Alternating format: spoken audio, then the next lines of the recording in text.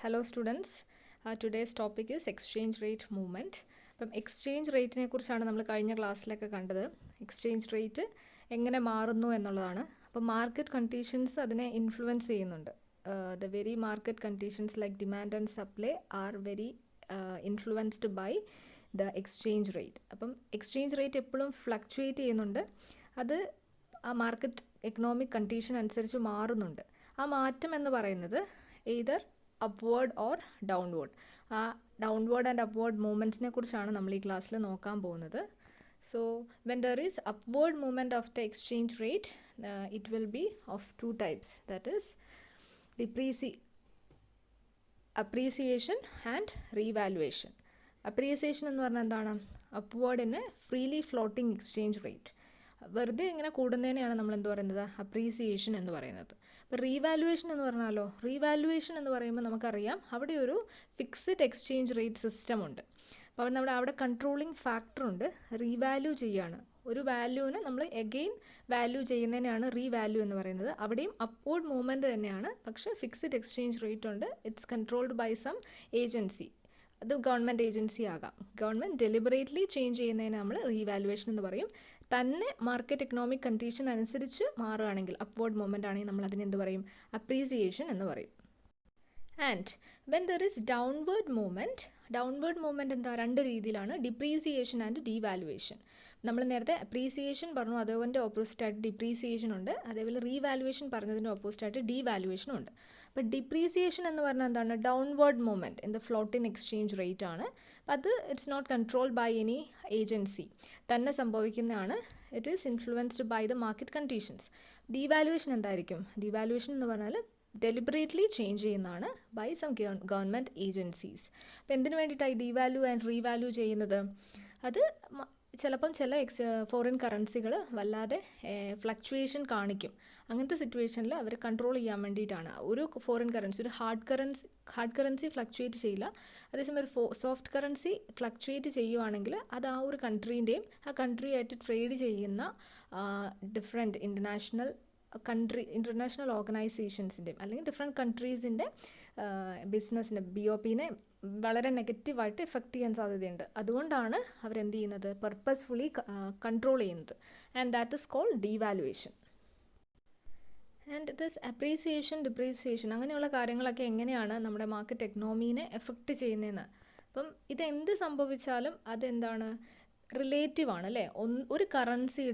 ഒരു കറൻസീനെ ഡിപ്പെൻഡ് ചെയ്ത് നിൽക്കുന്ന ബാക്കി കറൻസികളെ എപ്പോഴും എങ്ങനെയായിരിക്കും? ഹാർഡ് കറൻസീനെ ഡിപ്പെൻഡ് ചെയ്യുന്ന സോഫ്റ്റ് കറൻസികളെ ഇതെന്ത് ചെയ്യും? എഫക്റ്റ് ചെയ്യും. അപ്രീസിയേഷൻ ആണെങ്കിലും ഡിപ്രീസിയേഷൻ ആണെങ്കിലും. So this will effect the relative price of import and export.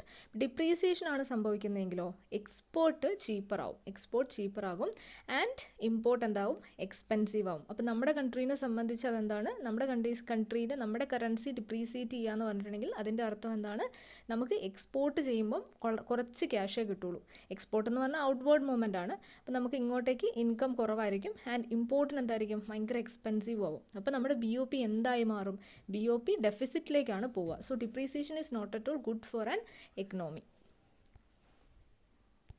Next we will discuss the difference between depreciation and devaluation of currency. അപ്പോൾ ഡീവാലുവേഷനും ഡിപ്രീസിയേഷനും രണ്ടും ഏകദേശം ഒരേ സെൻസാണ്, ഡൗൺവേർഡ് മൂവ്മെൻ്റ് ആണ് അല്ലേ? അപ്പോൾ അതിനും ചില ഡിഫറൻസസ് ഉണ്ട്. നമ്മൾ നേരത്തെ പറഞ്ഞു, അതെന്തൊക്കെയാണെന്ന് നമുക്കൊന്ന് ലിസ്റ്റ് ഔട്ട് ചെയ്യാം. First one is value of a country's currency as compared to another country's value is fixed exchange rate. ഇപ്പോൾ ഡീവാലുവേഷൻ എന്താ സംഭവിക്കുന്നത്? ഞാൻ പറഞ്ഞു, അവിടെ ഒരു ഗവൺമെൻറ് ഇൻവോൾവ്മെൻറ്റ് നടക്കുന്നുണ്ട്. ഡെലിബറേറ്റ്ലി ആണ് നമ്മൾ എക്സ്ചേഞ്ച് റേറ്റുകൾ ഫിക്സ് ചെയ്യുന്നത്. പക്ഷേ ഡിപ്രീസിയേഷൻ എന്ന് പറഞ്ഞിട്ടുണ്ടെങ്കിൽ ഫ്ലോട്ടിംഗ് എക്സ്ചേഞ്ച് റേറ്റ് ആണ്. ഇറ്റ്സ് നോട്ട് കൺട്രോൾ ഡെലിബറേറ്റ്ലി തന്നെ സംഭവിക്കുന്നതാണ് ഡിപ്രീസിയേഷൻ എന്ന് പറയുന്നത്. Second one, it's done by government authority. And depreciation എന്താണ്? Forces, it's influenced by the market forces, demand and supply. അതിനെ ബന്ധപ്പെടുത്തിയാണ് ഇവിടെ മാറ്റങ്ങൾ, ഡിപ്രീസിയേഷൻ സംഭവിക്കുന്നത്. Third one, fixed exchange rate ആണ് ഡീവാലുവേഷനിൽ നമ്മൾ യൂസ് ചെയ്യുന്നത്. കാരണം അത് നമ്മൾ ഡെലിബറേറ്റ്ലി ചെയ്യുന്നതാണ്, കുറയ്ക്കാൻ വേണ്ടി തന്നെ ചെയ്യുന്നതാണ്. So that involve fixed exchange rates. പക്ഷേ അപ്പോൾ ഡിപ്രീസിയേഷനിലാണെങ്കിലോ ഇല്ല, അവിടെ ഫിക്സഡ് അല്ല, ഫ്ലോട്ടിംഗ് ആണ്. മാറി ഇങ്ങനെ ഇരിക്കും. അപ്പോൾ ചില സമയത്ത് ഡിപ്രീസിയേറ്റ് ചെയ്യും, ചില സമയത്ത് അപ്രീസിയേറ്റ് ചെയ്യും. It's not at all controlled. Floating ആണ് അവിടെ സംഭവിക്കുന്നത്. ആൻഡ് ഡീവാലുവേഷൻ എങ്ങനെയായിരിക്കും? ഷോർട്ട് ടേമിലേക്കായിരിക്കും. അപ്പോൾ ഡീവാലുവേഷൻ എന്ന് പറഞ്ഞാൽ നമ്മൾ കൺട്രോൾ ചെയ്യുന്നതായതുകൊണ്ട് തന്നെ നമുക്ക് ആ കൺട്രോൾ നമുക്ക് വേണമെങ്കിൽ ലിബറലൈസ് ചെയ്യാം. ഷോർട്ട് പീരീഡിലേക്കായിരിക്കും ഡീവാല്യൂ ചെയ്യുക. ഡിപ്രീസിയേഷൻ ലോങ് ടേമിലാണെന്ന് നമുക്ക് ഉറപ്പിച്ച് പറയാൻ പറ്റില്ല, പക്ഷേ മെയിൻലി അത് മോസ്റ്റ് പ്രോബബ്ലി അത് ലോങ് ടേമിലേക്ക് പോകാൻ സാധ്യതയുണ്ട്. ഡിപ്രീസിയേഷനൊക്കെ മാർക്കറ്റ് എക്കണോമിയൊക്കെ ഡിപ്രീസിയേറ്റ് ചെയ്ത് കഴിഞ്ഞിട്ടുണ്ടെങ്കിൽ പല കണ്ടീഷൻസും കൂടെ നമ്മൾ കൺസിഡർ ചെയ്ത് തന്നെ അത് അപ്രീസിയേറ്റ് ചെയ്ത് വരണം. നമുക്കത് കൺട്രോൾ ചെയ്യുന്നതിന് ലിമിറ്റ് ഉണ്ട്. ഓക്കെ, സോ നമ്മളപ്പോൾ എന്താ ഡിപ്രീസിയേഷൻ ലോങ് ടേമിലേക്കാണ് കൺസിഡർ ചെയ്യുക. ആൻഡ് ഡീവാലുവേഷൻ എപ്പോഴും റെഗുലർലി നമ്മൾ ചെയ്യാറില്ല. കറൻസി ഡീവാല്യൂ ചെയ്യാറില്ല. സ്പെഷ്യൽ ഒക്കേഷൻസിൽ നമുക്ക് വേറെ ഒരു ഓപ്ഷനും ഇല്ലാത്ത സിറ്റുവേഷനിൽ മാത്രമാണ് നമ്മൾ ഡീവാല്യൂ ചെയ്യുക. ഡിപ്രീസിയേഷൻ എന്താണ്?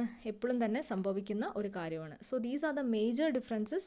നമുക്കറിയാവുന്ന കാര്യങ്ങളൊക്കെ തന്നെയാണ്. ഇപ്പോൾ ഡീവാല്യൂ എന്ന് പറയുമ്പോൾ ഓർത്ത് വെക്കേണ്ട ഒരു കാര്യം, ഡീവാല്യൂ ആര് ചെയ്യുന്നതാണ്? ഒരാൾ ചെയ്യുന്നതാണ്. ഒരാൾ മീൻസ് ഗവൺമെൻറ് ചെയ്യുന്നതാണ്. So it is fixed exchange rate ആണ്. ആൻഡ് അതിൻ്റെ എക്സ്ചേഞ്ച് റേറ്റ് എന്ന് പറയുന്നത് ഷോർട്ട് പീരീഡിലേക്കായിരിക്കും. ഡിപ്രീസിയേഷൻ എന്ന് പറയുമ്പോൾ അത് തന്നെ സംഭവിക്കുന്ന കാര്യമാണ്. ഫ്ലോട്ടിംഗ് എക്സ്ചേഞ്ച് റേറ്റ് ആണ്. ലോങ് പീരീഡിലേക്കാണ് എപ്പോഴും സംഭവിക്കാൻ സാധ്യതയുണ്ട്. അപ്പോൾ ഇതാണ് മെയിൻ ഡിഫറൻസസ് എന്ന് പറയുന്നത്. Next we can see the forecasting exchange rate. Forecast ചെയ്യുക എന്ന എക്സ്ചേഞ്ച് റേറ്റുകളെ കുറിച്ച് നമ്മൾ പഠിക്കുന്നത് എന്തിനു വേണ്ടിയിട്ടാണ്? ഫോർകാസ്റ്റ് ചെയ്തിട്ട് എവിടെ ഇൻവെസ്റ്റ് ചെയ്യണം, എവിടെ നിന്നൊക്കെ നമ്മൾ ബെനിഫിറ്റ് എടുക്കണം എന്നറിയാൻ വേണ്ടിയിട്ടാണ് നമ്മൾ ഫോർകാസ്റ്റിംഗ് ചെയ്യുന്നത്. അപ്പോൾ ബിസിനസ് ഡിസിഷൻസ് എപ്പോഴും എന്താ ഫോർകാസ്റ്റിംഗിൻ്റെ ബേസിസിലാണ് നമ്മൾ എടുക്കുക. Business is always related with risk എന്ന് പറയുന്ന ഒരു ഫാക്ടർ ബിസിനസ്സിനുണ്ട്. അപ്പോൾ ആ ഒരു റിസ്ക് എന്ന് പറയുന്ന എലമെൻറ്റ് എന്തുകൊണ്ടാണ്? അത് ഫ്യൂച്ചറിസ്റ്റിക് ആയതുകൊണ്ടാണ് റിസ്ക് എന്ന് പറയുന്ന ഒരു എലമെൻറ്റ് വരുന്നത്. നമുക്ക് പ്രസൻ്റ്ലി നടക്കുന്ന കാര്യമാണെങ്കിൽ അവിടെ റിസ്ക് ഇല്ല. We know what is happening. അപ്പം ഫ്യൂച്ചർ ആയതുകൊണ്ടാണ് റിസ്ക് വരുന്നത്. So goal of studying the behaviour of exchange rate is to able us to forecast exchange rate. Forecast ചെയ്യാൻ വേണ്ടിയിട്ടാണ് നമ്മൾ ഈ ഒരു എക്സ്ചേഞ്ച് റേറ്റുകളുടെ എല്ലാം ബിഹേവിയർ പഠിക്കുന്നത്. എന്തിനു വേണ്ടിയിട്ടാണ് ഫോർകാസ്റ്റ് ചെയ്യുന്നത്?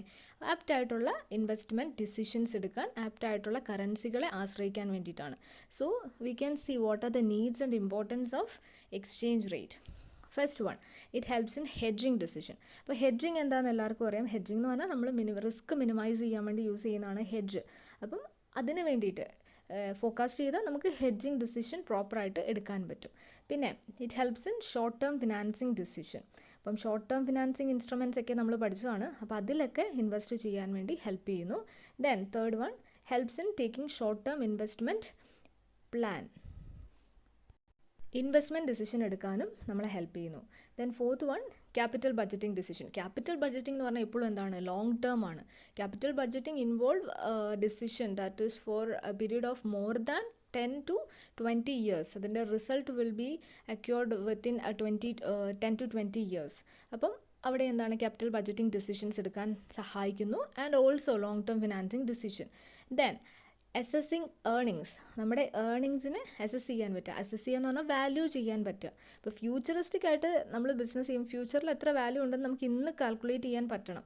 എങ്കിലാണ് നമുക്ക് എന്താ ഇൻവെസ്റ്റ് ചെയ്തിട്ട് കാര്യമുണ്ടോ എന്ന് അറിയാൻ പറ്റുള്ളൂ. And finally it helps in long term strategic decisions. Strategic decisions എന്താണെന്നൊക്കെ നമുക്കറിയാം.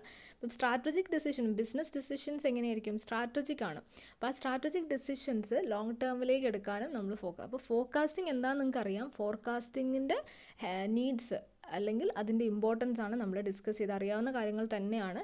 എല്ലാ ഫ്യൂച്ചറിസ്റ്റിക് ആയിട്ടുള്ള എല്ലാ ഡിസിഷൻ എടുക്കുമ്പോഴും അവിടെ ഫോർകാസ്റ്റിംഗ് നെസസറി ആണെന്നാണ് പറയുന്നത്.